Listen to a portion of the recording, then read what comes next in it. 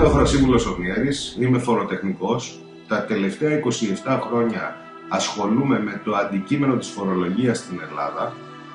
Έχω οργανώσει και συμμετάσχει σε χιλιάδες ενημερωτικές ημερίδες, σεμινάρια και εκπαιδεύσεις για το αντικείμενο αυτό. Έχω την τύχη να έχω συνεργαστεί με όλους τους επιφανείς στον κλάδο, συναδέλφους και ανθρώπους συμπαραστάτες σε αυτό το δύσκολο έργο. Το δύσκολο έργο της αντιμετώπισης της γραφειοκρατίας στην Ελλάδα, της ενημέρωσης των Ελλήνων πολιτών. Είμαι ο Ρέτσος Σεϊμένης, είμαι φοροτεχνικός σε θέματα ομογενών και ακινήτων κυρίως. Είμαι συγγραφέας πάνω σε αυτά τα θέματα. Ζω στην Αθήνα και διδάσκω στο Πανεπιστήμιο των Αθηνών, διδάσκω κτηματολόγιο, ακίνητα και ομογενείς πάνω σε αυτά τα θέματα. Νομίζω ότι αυτά τα θέματα αφορούν και εσάς. Πάρα πολλοί από τους φίλους μας, τους ομογενείς, δεν έχουν αλλάξει η φορολογική κατοικία. Φαίνονται λοιπόν στις αρμόδιες εφορίες σαν να είναι κάτοικοι Ελλάδος.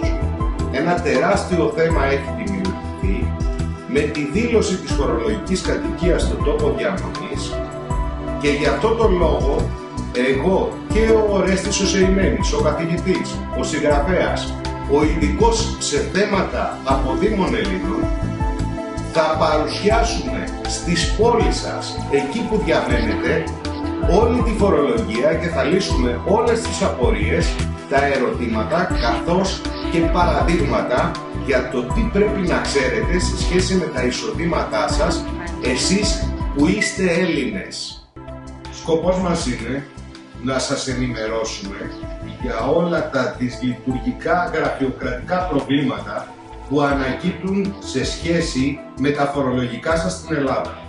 Εμείς είμαστε Έλληνες και θα σας απαντήσουμε λοιπόν από την πρακτική εφαρμογή, από τα θέματα που συμβαίνουν στην Ελλάδα και θα σας λύσουμε τα προβλήματα τα δικά σας μετά από ερωτήσεις που θα μας κάνετε. Θα εφαρμόσουμε πρακτικά παραδείγματα σε σχέση με τα προβλήματα που έχετε αντιμετωπίσει ή πρόκειται να αντιμετωπίσετε με τη φορολογική αρχή της Ελλάδος.